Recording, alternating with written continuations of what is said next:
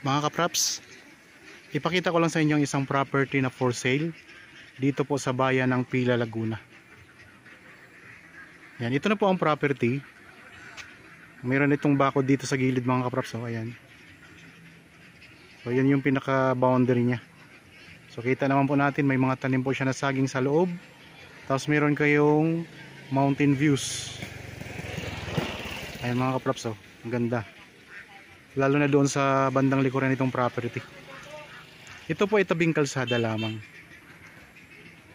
Ayan po. Meron na ditong linya ng kuryente at saka linya ng tubig. Ito yung poste mga kapraps. Tapos dito sa gilid, sa may tabing kalsada, mayroong tanim na abukado. Ang property na ito, ang kabuuang sukat ay 2.3 hectares. Ito po ay magkabilaan. Bali, ang title po nito ay tatlo mga kapraps. Ito naman po ang kabilang property. So kasama po ito sa bentahan. Tara, tingnan natin ang loob. Bali, ang direksyon na ito po kasi ay boundary na ng Pila at saka Victoria.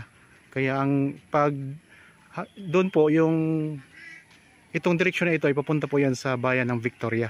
So yan lang po ang boundary ng Victoria mga kapraps. Ayan po ayan lang po yung yung tinuturo ko. Yung may puti na semento. Yun po ang pinaka boundary ng Pila at saka Victoria. Tapos dito naman po, itong direksyon naman po na ito ay papunta to sa town proper ng Pila, Laguna. Mayroon din kasing daan dito. Pero doon sa kabila, pwede rin tayong dumaan papunta sa Pila, sa town proper. So ito yung kabilang property. Ayan, may mga tanim na mangga. So unahin natin tong kabila mga kapraps. Sabay po itong binebenta. Accessible po siya kasi tabing kalsada lang. Ang frontage nito ay nasa 100 meters. Kaya mahaba po yan mga kapraps. Okay, pasok tayo. Yan, meron na rin pong bakod dito sa gilid o sa harap ng kalsada. Ayan po, may bakod na yan mga kapraps. May mga part lang na kailangan nating ayusin kasi medyo natanggal na po yung mga bakod, na alis na po. Okay, pasok tayo. Yan, ito na po yung loob ng property. So, tanaw natin dito ang bundok. Ayan, ang ganda ng bundok mga kapraps. So may mga tanim siya na mangga, may mga guyabano, may mga saging, may kakao. Tara, ikot tayo. Mayroong puno ng balimbing dito. Maganda dito mga kapraps, nag-alaga tayo ng ng mga kambing, pwedeng baka. Marami kasing pwedeng kainin sila dito. Yan, mayroong balimbing, dalawang puno ng balimbing dito. Tara, ikutin natin to.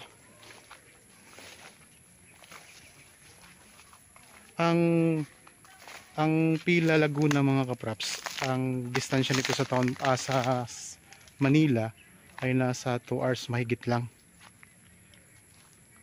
Kaya mabilis na rin po ang biyahe dito. Yan, meron tayong puno ng kawayan. Ito yung bakod mga kapraps, yung pinaka-boundary ng property. Ayan. So marami siyang tanim na saging sa gilid.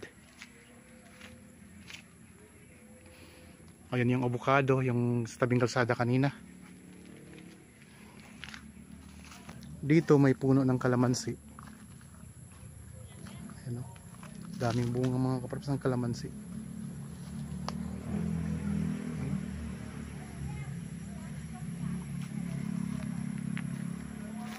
May mga tanim na madri kakao. Tapos mayroon din puno ng kakao, may puno ng suha. Ang ganda ng lupa mga kapraps kasi patag siya. Meron itong kasamang bahay sa loob. Ayun po ang bahay mga kapraps. So kailangan lang po nating, may mga part na siya na kailangan nang i-renovate. Yan, may puno ng mangga. May mga mangga, marami siyang mangga mga kapraps. Meron kayong papaya dito.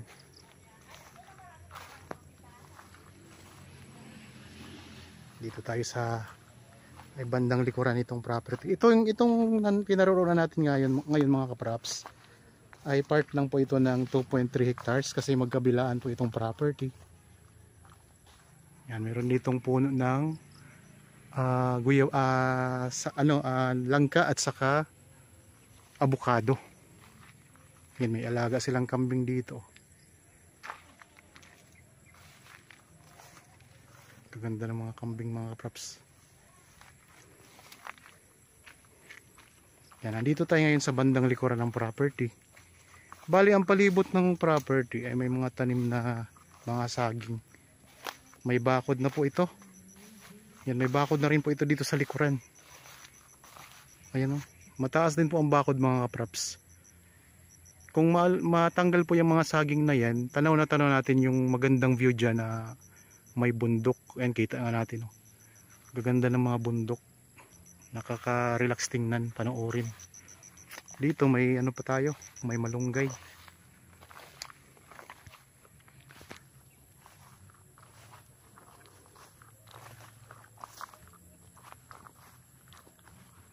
So ito mga kaprops, yan ang daming puno ng saging. Napapagitnaan po yung property ng kalsada. 3 titulo.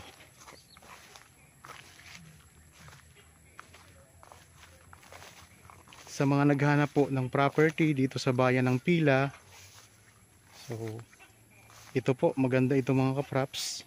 Kung interested kayo, pwede kayo magpa-schedule sa amin ng actual viewing para makita nyo itong property ng personal.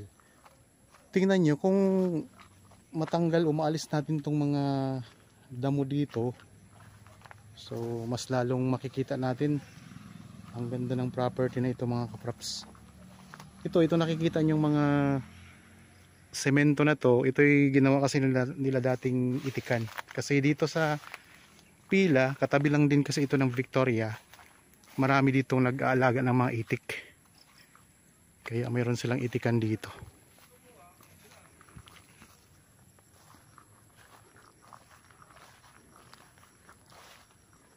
Mayroong parang siyang niyog, pero hindi po yan niyog mga kaprops. Puno siya na mukhang niyog lang, pero mas malaki siya kaysa niyog. Hindi ko alam kung anong tawag dyan.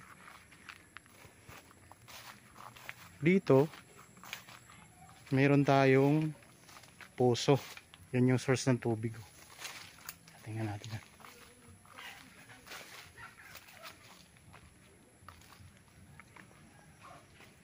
So i-try natin yung poso. Yan yung tubig. Kailangan lang siyang lagyan ng tubig para pagbomba natin. Baktuan natin. Tapos nakakano siya. Makakuha na tayo ng tubig dito. Ayan mga kapoks.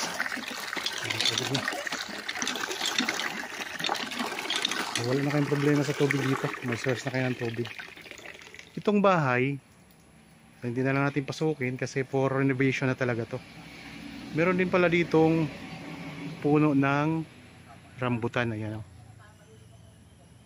May mga bunga na rin yan mga crops. Daming ano doon o.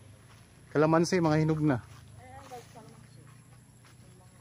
Ito, may mga hinog na yung rambutan. Ayun doon, pakita mo din yung number ng dami. Biyabano, may kamyas. Meron din puno ng kamyas. Dito merong gate na palabas sa property. Meron kasing palayan dito. Hindi na ito sakop ang palayan ano? Ako ya, pabukas na doon. Yung property doon buksan.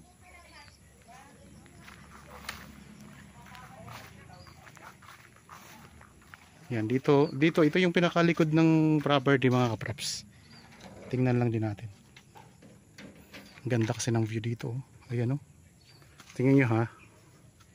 So nakasara yan mga kapraps. Ito yung pinaka likurang bahagi ng property. Bubuksan natin. Yan. Yan, ganyan kaganda ang matatanaw nyo dito. Wow, ganda oh. May palayan sa likod, pero hindi na po yan kasama ng property mga kapraps. So ito lang po, hanggang dito lang po ang property. Itong bakod na to, yan, hanggang dyan lang po ang property. Ganda.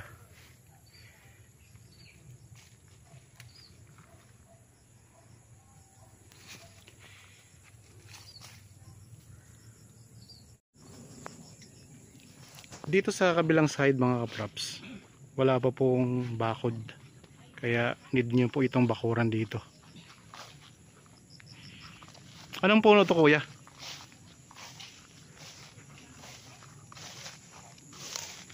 May magandang puno pa dito, napakaganda ng lilim niya. Pwedeng tambayan ninyo. Yan. Napakayabong.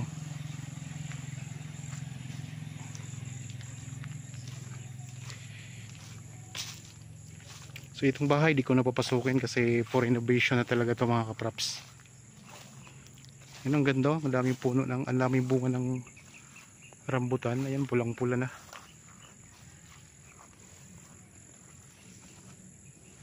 Ganda mga kapraps. Tikmanin natin kung matamis. Ito mga kapraps oh. Ito yung rambutan. So ang gusto nyo pong maging inyo itong rambutan na ito, pwede nyo bilhin itong lupa. 2.3 hectares. So maraming mga tanim, nakita nyo namang inikot ko.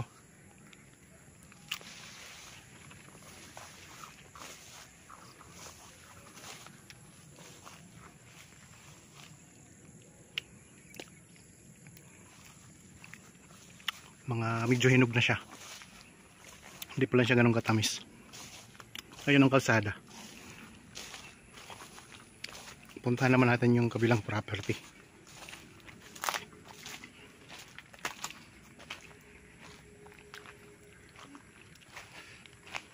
Marami siyang puno ng mangga. Sa mga nanonood ngayon na may mga property din gustong ibenta, pwede nyo po kaming tawagan, makontak sa mga contact details na nandyan sa inyong mga screen.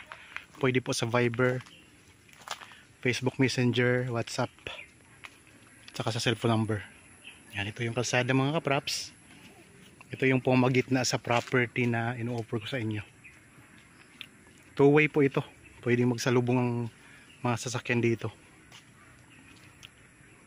So, tabing kalsada. Tapos dito sa kabilang side mayroong irrigation. So irrigation po yan mga kapraps. Dito sa bayan ng Pila, hindi po dito binabaha. Hindi kagaya sa ibang lugar kasi ito kasi mataas na lugar ang Pila. So wala tayong baha dito. Itong irrigation, ito yung nagsusupply ng tubig sa mga palayan dito. Yung pinakita ko sa inyo kanina mga kapraps. So ito yung pinanggalingan natin kanina. Ito naman po yung katapatan na kasama din po sa binibenta. Yan, mayroon ding tanim na puno ng mangga. Kaya makapasok tayo din? Tara, subukan natin pumasok doon.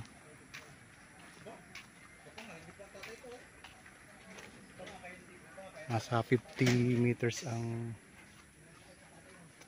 frontage.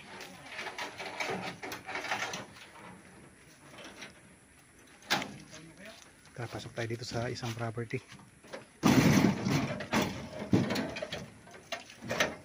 Tingnan natin kung anong matanim sa loob. Okay, ito. Yan, nandito na tayo sa loob ng property mga kapraps, yung katapat nung pinanggalingan natin. So ikutin din natin, hindi lang natin maikot lahat kasi medyo masukal ang ibang part.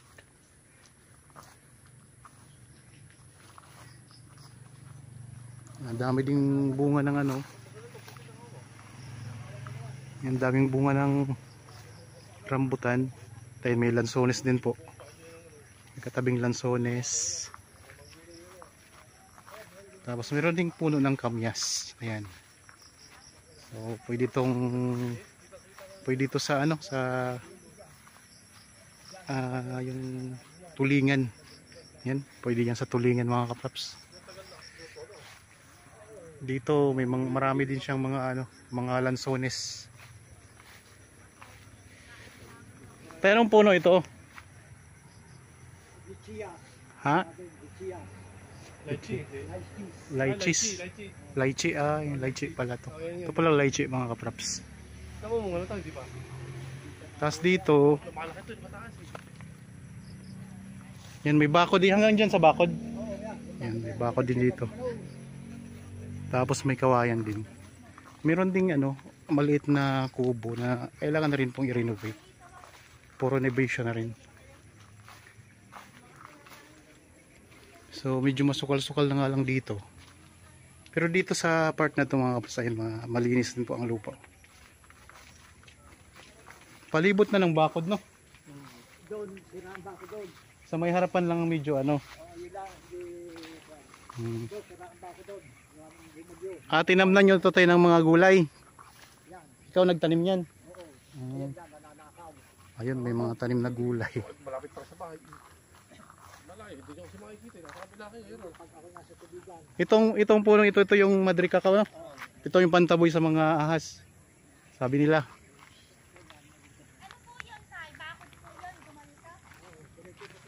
Yan. Ito pala itinamnan ng caretaker ng mga gulay. Ang daming gulay mga kapraps. Oh. Mga talong. Mga talong dito.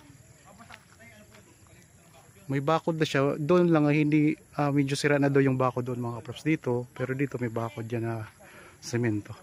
Yung daming tanim na saging. Oh. Ulitin ko lang mga kapraps ha. Yung property na pinanggilingan natin kanina, kasama pa po yun. Ang daming ganda ng mga sili. Ang daming bunga. Yung pansigang na sili. Mahal to mga kapraps. Tapos dito may mga sitaw pa sila na tinatanim yung caretaker. So maganda ang ano dito, ang lupa. Mataba din po ang lupa. Ito nga lang po ay mga patapos na itong ano, ang ano nito, ang season nitong mga sitaw, kaya di na siya ganun kadaming bunga. Pero yan ay marami na silang naani dyan. Tapos dito may mga ano po, okra. Daming okra. Sayang ano, parang itong mga okra na ito may mga matatanda na, so gagawin nila yung ano, parang itanim na rin nila uli. Tapos ito yung bakod mga kapraps. Ayan, oh. Mataas din po ang bakod dito. Ito yung sa bandang gilid ng property. Yung pangalawang property na pinasok natin. Dito po tayo.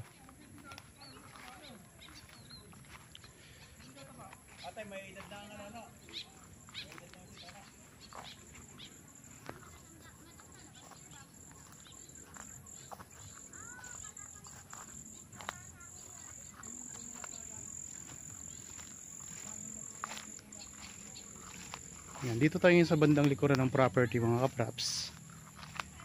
Itong may tinanim sila na mga gulay.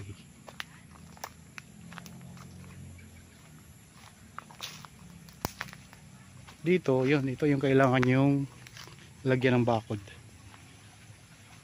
Tapos nandito sa likod yung ano, irrigation, may irrigation din kasi diyan. Ayun, may palayan din po sa likod mga kapraps. Yung naririnig yung ano, Agos irrigation po yan. Habang kayo po ay nagpapahinga at nagre-relax dyan sa inyong bahay, yan, samahan nyo po ako, ikutin natin tong property. Medyo malawak-lawak po kasi 2.3 hectares ito.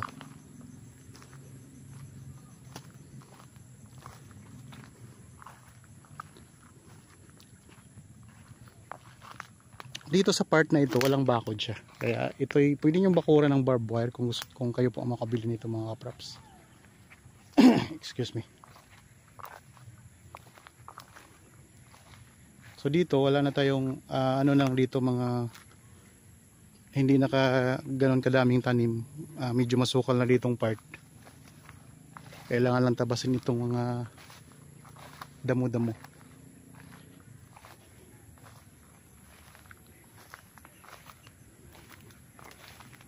Pero overall sa assessment ko mga kapraps, maganda itong property. At ang presyo makikita nyo po sa description box. So kung sakaling nagustuhan nyo, pwede nyo tingnan.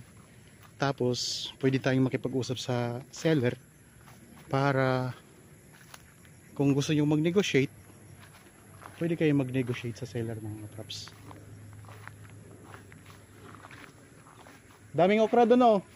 Okra.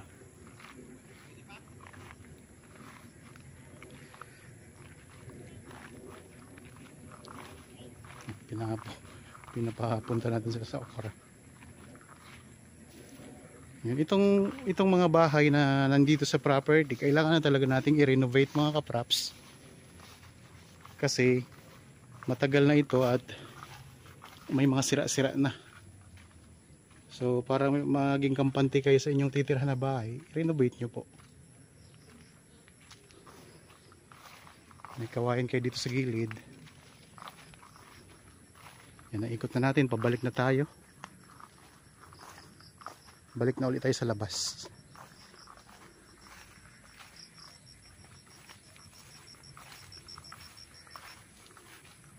So ang kailangan lang natin dito, kasi ang tingnan nyo ang ang lupa, may mga carabao grass na rin siya natanim. Kailangan lang natin dito ay pwedeng imawir po, tapos tanggalin po yung mga damo-damo para mas lalong makita natin ang ganda ng property.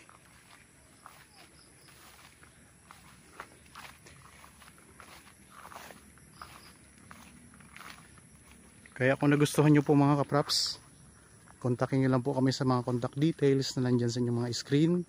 Itong property po ay nasa boundary po ng Pila at saka Victoria, pero po ito ay sakop pa ng Pila.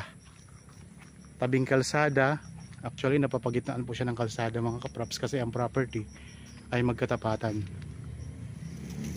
Okay. Ayan po ang property na pinanggalingan natin kanina. Ayan. So yun yung inuna natin kaninang videohan. Malapit na lang din po ito sa National Highway mga kapraps. Siguro nasa ano lang ito, mga 5 minutes travel time na siya, nasa National Highway na tayo. Yan, diretso po yan, pupunta na po yung National Highway. So pwede kayong dumaan dyan, papuntang Los Baños, papuntang Calamba, pwede po, papuntang Manila na. Okay, naikot na natin mga kapraps. Ito yung kasama ng property. 2.3 hectares ang kabuuang sukat.